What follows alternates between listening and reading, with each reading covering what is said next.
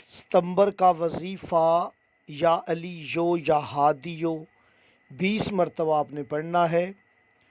برج حمل والے وقت نوٹ کریں 6:50 صبح، برج ثور 4 بجے دوپہر، برج جوئزہ 10:05 صبح، برج سرطان صبح 11 بجے، 3:10 دوپہر کا وقت ہے برج اسد کے لیے، اور 5:30 شام کا وقت ہے برج سملہ کے لیے۔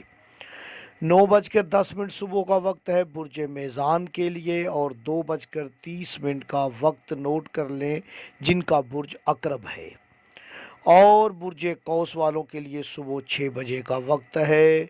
برج جدی والے وقت نوٹ کریں صبح 12 بجے، اور 12:40 کا وقت ہے برج دلو کے لیے۔ برج حوت والے وقت نوٹ کریں 1:55۔